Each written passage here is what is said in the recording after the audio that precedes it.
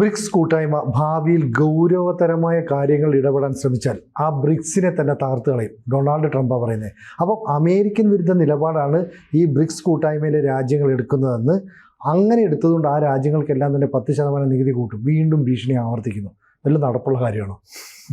ഇത് എനിക്ക് തോന്നുന്നത് ഈ ട്രംപിൻ്റെ ഈ ടാരിഫ് തമാശ ഒരു ബ്ലെസ്സിങ് ഇൻ ഡിസ്ഗേസ്, ഒരു പ്രച്ഛന്നമായി വരുന്ന അനുഗ്രഹമാണെന്ന് തോന്നുന്നു രാജ്യങ്ങൾക്കെല്ലാം. ഉദാഹരണത്തിന് ഇപ്പം ഇദ്ദേഹം ഈ ട്രേഡ് ബാലൻസിൻ്റെ പേരിലാണ് ഈ താരിഫ് ഏർപ്പെടുത്തിയിരിക്കുന്നത്. അതായത് ഈ രണ്ട് രാജ്യങ്ങൾ തമ്മിലുള്ള ഇറക്കുമതി കയറ്റുമതിയിൽ ഇറക്കുമതി കൂടുകയും കയറ്റുമതി കുറയുകയും ചെയ്യുന്ന ആ അവസ്ഥ പരിഹരിക്കാൻ വേണ്ടിയിട്ടാണ്. അതായത് അമേരിക്കയിലേക്ക് കൂടുതൽ ഇറക്കുമതി ചെയ്യുന്നു, മറ്റു രാജ്യങ്ങളിലേക്ക് കയറ്റുമതി അമേരിക്കയുടെ അത്രയും വരുന്നില്ല. ഇത് നികത്താൻ വേണ്ടിയിട്ടാണ് ഈ ടാരിഫ് യുദ്ധം പുള്ളി കൊണ്ടുവന്നത്. പക്ഷേ പുള്ളി ഇപ്പോൾ കൊണ്ടുവന്നത് പുള്ളിക്ക് തോന്നിയ കണക്ക് ഉപയോഗിക്കാൻ വേണ്ടി ഉപയോഗിക്കുകയാണ്. ഉദാഹരണത്തിന് ഇപ്പം ബ്രസീലിന് ഇപ്പോൾ 50% ടാരിഫ് കൊടുത്തിരിക്കുന്നു.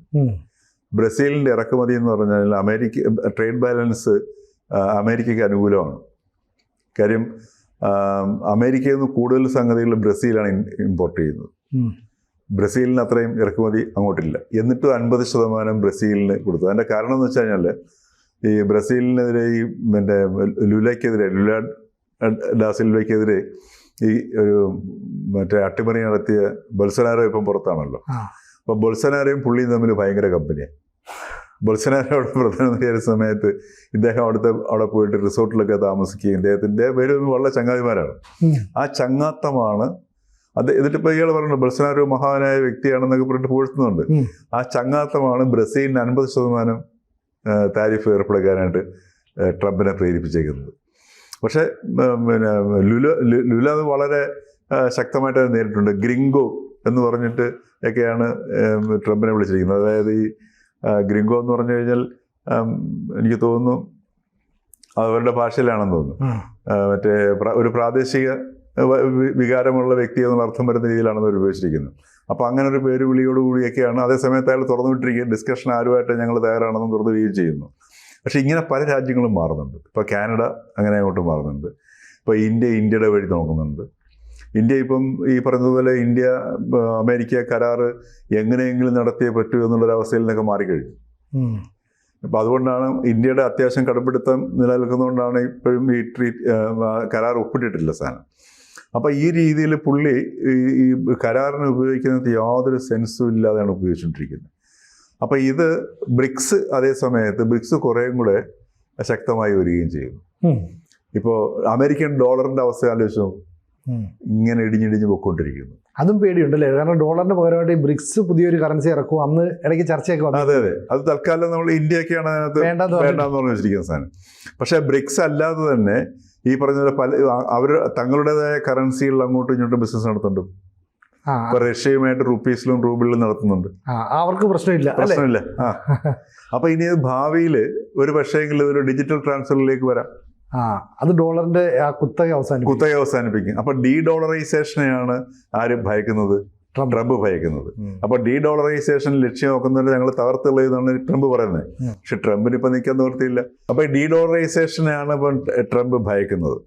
അപ്പോൾ ആ ഡീ ഡോളറൈസേഷന് വേണ്ടി ശ്രമിച്ചാൽ ഞങ്ങൾ തകർത്തുകളയും എന്നൊക്കെയുള്ളതാണ് ട്രംപിന്റെ ഭീഷണി. പക്ഷേ ഡോളറിന്റെ അവസ്ഥ വളരെ പരിതാപകരമായി പോയിക്കൊണ്ടിരിക്കുന്നു. അതോടൊപ്പം തന്നെ ആഭ്യന്തരമായിട്ട് അമേരിക്ക വളരെ ഇതിലേക്ക് പോകുന്നു.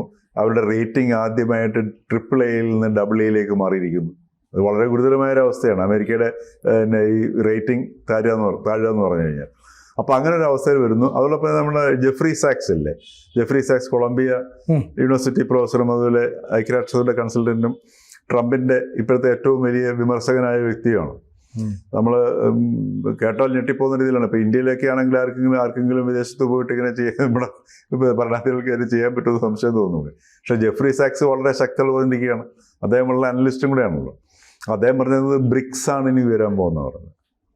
മാത്രമല്ല ഏഷ്യൻ രാജ്യങ്ങളും യൂറോഷ്യൻ രാജ്യങ്ങളും ഒക്കെ വേറൊരു പാത്തിലേക്ക് പോകുന്നു. ഇപ്പോൾ ചൈനയാണെങ്കിലും ഇന്ത്യ ആണെങ്കിലും അങ്ങനെയുള്ള രാജ്യങ്ങളൊക്കെ ഒരു വികസനത്തിൻ്റെ അവരുടെ GDP ഒക്കെ വളരെ ഇതായിട്ട് മാറിക്കൊണ്ടിരിക്കുന്നു. പൊസിഷൻസ് മാറുന്നു. അപ്പോൾ ഇന്ത്യയുടെ തന്നെ സാമ്പത്തികമായ പൊസിഷൻസ് മാറിക്കൊണ്ടിരിക്കുന്നു. അടുത്ത മൂന്നാമത്തെ സാമ്പത്തിക ശക്തിയായിട്ട് മാറുന്നതിലേക്ക് നീങ്ങിക്കൊണ്ടിരിക്കുന്നു. അപ്പോൾ ഇനി ബ്രിക്സ് വളരെ ശക്തിയായിട്ട് മാറിക്കൊണ്ടിരിക്കുന്നു. ഇപ്പൊ ബ്രിക്സ് ആയതുകൊണ്ട് തന്നെ ഇപ്പം അറബ് രാജ്യങ്ങൾ കൂടുതലായിട്ട് ബ്രിക്സിൽ ചേരാനായിട്ട് ആഗ്രഹിക്കുന്നു അല്ലേ? ഇതൊക്കെ അമേരിക്കയെ സംബന്ധിച്ച് വലിയ പിന്നെ മാത്രമല്ല ഇപ്പൊ ഈ ഗൾഫ് കൺട്രീസ് വളരെ ആക്റ്റീവാണ്. ആ ഗൾഫ് കൺട്രീസും ഈ പറഞ്ഞ ഭയങ്കരമായ സൗദി അറേബ്യ എന്ന് പറഞ്ഞാൽ സൗദി അറേബ്യയിൽ വരുന്ന മാറ്റങ്ങൾ എന്നൊക്കെ പറഞ്ഞാൽ നമ്മൾ ഇതുവരെ സ്വപ്നത്തിൽ വിചാരിക്കാത്ത മാറ്റങ്ങളാണ് വന്നുകൊണ്ടിരിക്കുന്ന സംഗതി. അപ്പോൾ അങ്ങനെയുള്ള ഒരു അതേസമയത്ത് യൂറോപ്പും വെസ്റ്റും ആലോചിച്ച് നോക്കും. അപ്പോൾ അമേരിക്കയും വെസ്റ്റും അവരുടെ അതേ അവസ്ഥയിൽ നിൽക്കുകയാണ് ചെയ്യുന്നത്. അവിടെ അവസ്ഥയിലല്ല, അവസ്ഥയിലും താഴോട്ട് പോയിക്കൊണ്ടിരിക്കുന്നു. അപ്പോഴാണ് മറ്റൊരു കുതിച്ചു വരുന്നത് അല്ലേ? കുതിച്ചു വരുന്നു. ഇപ്പോൾ നാറ്റോ ഏകദേശം ഒരു നിർജീവ അവസ്ഥയിലെത്തി. യൂറോപ്യൻ യൂണിയന്റെ കംപ്ലീറ്റ് ഡിഫൻസ് എക്സ്പെൻഡിച്ചർ ഡബിൾ ചെയ്യേണ്ടി വരുന്നു. കാര്യം അമേരിക്കയിൽ നിന്നുള്ള ഇപ്പോൾ യുക്രൈൻ വാറിന്റെ പശ്ചാത്തലത്തിൽ റഷ്യ എപ്പോൾ വേണമെങ്കിലും ഞങ്ങളെ ആക്രമിക്കാം എന്നുള്ളൊരു തയ്യാറെടുപ്പിലാണ് യൂറോപ്യൻ യൂണിയൻ ഇപ്പോൾ എത്തിച്ചേർന്നിരിക്കുന്നത്. അപ്പോൾ അവരുടെ ഇപ്പോൾ സേഫ്റ്റി മോഡിലേക്ക് അവർ മാറുന്നു. യൂറോപ്പിന്റെ സേഫ്റ്റി അവരുടെ പ്രയോറിറ്റി ആയി. ആ സമയത്ത് ഏഷ്യൻ രാജ്യങ്ങളുടെ പ്രയോറിറ്റി എന്ന് പറയുന്നത് അവരുടെ സാമ്പത്തികമായ കുതിപ്പിലേക്ക് മാറുന്നു. അപ്പോൾ ഈ ഒരു ചേഞ്ച് ലോകത്തിലുണ്ടാകുന്നുണ്ട്. ആ ചേഞ്ചിൻ്റെ ഒരു റിഫ്ലക്ഷനാണ് ഇപ്പം ബ്രിക്സ് കാണുന്നത്.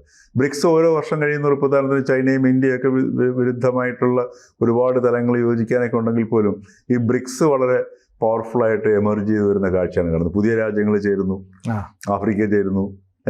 ഇപ്പൊ ആഫ്രിക്കയുടെയൊക്കെ പൊട്ടൻഷ്യൽ എന്ന് പറഞ്ഞു കഴിഞ്ഞാൽ അവിടെ ആൾക്കാർക്കുള്ള വിദ്യാഭ്യാസവും മറ്റു കാര്യങ്ങളും കൊടുത്ത് ഈ പറഞ്ഞ ഒരു ആ ഒരു വികസനത്തിന്റെ അല്ലെങ്കിൽ ആ ഒരു സോഷ്യലും സാമ്പത്തികവുമായിട്ടുള്ള വികസനത്തിന്റെ പാതയിലേക്ക് പോകണമെങ്കിൽ ഭയങ്കര റിസോഴ്സസ് ഉള്ള രാജ്യങ്ങളാണ് ഇതൊക്കെ. അപ്പൊ ഇങ്ങനെ വരുന്ന സമയത്ത് ഈ ബ്രിക്സ് വളരെ ശക്തമായ ഒരു ഏജൻസി, ഒരു ഗ്രൂപ്പിംഗ് ആയിട്ട് മാറിക്കൊണ്ടിരിക്കുകയും ഇനി നാളെ ഇപ്പൊ ഉദാഹരണത്തിന് ഇപ്പൊ ഡോളറിന്റെ പ്രസക്തിയെ കുറിച്ച് ഇപ്പം ഡോളറിന്റെ പ്രസക്തി ഏതാണ്ട് ഇപ്പം വല്ലാണ്ട് കുറഞ്ഞിട്ടുണ്ട് സാർ, എല്ലാവർക്കും അറിയാവുന്ന കേസാണ്. അപ്പൊ ഇനി നാളെ ഇനി ഒരു അവസ്ഥ വരികയാണ്. ഉദാഹരണത്തിന് ഈ ഡോളറും വേണ്ട, ഒരു കറൻസിയുടെ ആവശ്യമില്ല. ഇപ്പോൾ ഉദാഹരണത്തിന് രാജ്യങ്ങൾ തമ്മിൽ ഇപ്പോൾ ഡിജിറ്റൽ ട്രാൻസ്ഫർ ചെയ്യുന്നു. അപ്പം ഇത് കണ്ടുകൊണ്ടാണ് ഇപ്പം ട്രംപ് ഇപ്പം ക്രിപ്റ്റോയുടെ പിന്നിൽ കിടന്ന് പിടിച്ചോണ്ടിരിക്കുന്നത്. പുള്ളിയുടെ വ്യക്തിപരമായ താല്പര്യമാണ്, അത് വേറെ കാര്യം. അപ്പോൾ ഈ നാളെ ഇപ്പോൾ രാജ്യങ്ങൾ തമ്മിൽ എന്തുകൊണ്ട് ഡിജിറ്റൽ ആയിട്ട് ട്രാൻസ്ഫർ ചെയ്തുകൂടാ? ഉദാഹരണത്തിന് ഇപ്പം റഷ്യയിൽ നിന്നൊരു സംഗതി നമ്മൾ വാങ്ങുന്നു, തിരിച്ച് പിന്നെ അതിൻ്റെ പേയ്മെൻറ്റ് കൊടുക്കുന്നത് ഇന്ത്യൻ റുപ്പിയും റഷ്യൻ റുപ്പിയും തമ്മിലുള്ള കൺവേർഷൻ ആ പർട്ടിക്കുലർ ഡേയിൽ നോക്കിയിട്ട് ഡിജിറ്റലി ട്രാൻസ്ഫർ ചെയ്താൽ പോരെ. അപ്പോൾ അങ്ങനെയൊക്കെയുള്ള ഒരുപാട് സാധ്യതകൾ നമ്മുടെ മുമ്പിലേക്ക് വരുന്നുണ്ട് സംഗതി. അപ്പോൾ ഇങ്ങനെയൊക്കെയുള്ളൊരു പശ്ചാത്തലത്തിലാണ് ഈ ട്രംപ് ആകെ വിരളി കൊണ്ടിരിക്കുക. പുള്ളിയുടെ ആകെ ഇരിക്കുന്ന ഒരു ആയുധം എന്ന് പറഞ്ഞാൽ ഈ താരിഫാണ്. ഈ താരിഫ് കാണിച്ച് എല്ലാവരും വരട്ടാമെന്ന് വിചാരിച്ചു. പക്ഷേ പുള്ളി വിചാരിച്ചാണെങ്കിൽ ഇപ്പോൾ ആരും വരളുന്നില്ല. ഇപ്പോൾ യൂറോപ്യൻ യൂണിയൻ അവരുടേതായ ലെവലിലേക്ക് മാറുന്നുണ്ട്, ഓസ്ട്രേലിയ അവരുടേതായ രീതിയിലേക്ക് മാറുന്നു. കാനഡ അതിമനോഹരമായിട്ട് മൈക്ക് കാർണി, അദ്ദേഹം സാമ്പത്തിക വിദഗ്ധനും കൂടിയാണ്, നല്ല സുന്ദരമായിട്ട് വെല്ലുവിളിച്ച് ഇപ്പോൾ ഇന്ത്യയായിട്ട് ഉണ്ടാക്കിയിരിക്കുന്ന ആ ഒരു ഡീൽ കാണില്ലേ, ഇന്ത്യയായിട്ടുള്ള മോശപ്പെട്ട റിലേഷൻഷിപ്പ് വളരെ മെച്ചപ്പെടുത്തിയിരിക്കുന്നു.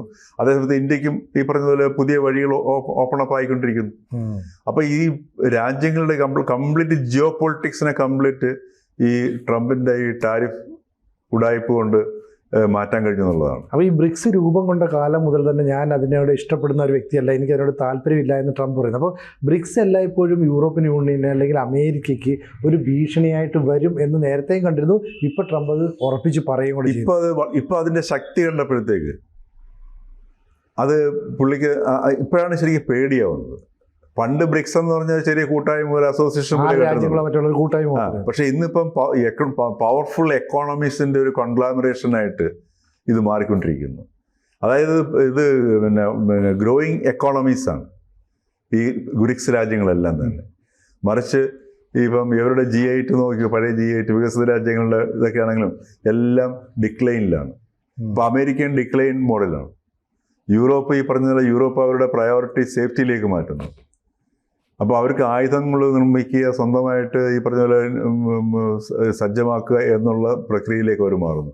അപ്പോൾ അവിടെ അൺഎംപ്ലോയ്മെൻറ്റ് പ്രോബ്ലം അവർക്ക് അത് ഉണ്ടാകുന്ന പ്രശ്നങ്ങൾ അറ്റൻഡ് ചെയ്യാൻ പറ്റുന്നില്ല, കാലത്തിനനുസരിച്ചുള്ള മാറ്റങ്ങളിലേക്ക് കൊണ്ടുവരാൻ പറ്റുന്നില്ല.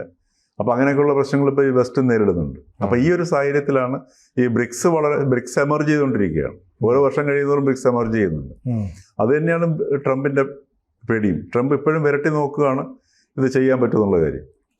കൂടുതൽ വാർത്തകളും വിശേഷങ്ങളും നിങ്ങളിലേക്ക് എത്താൻ ABC മലയാളം സബ്സ്ക്രൈബ് ചെയ്യുക, ബെൽ ബട്ടണും അമർത്തുക.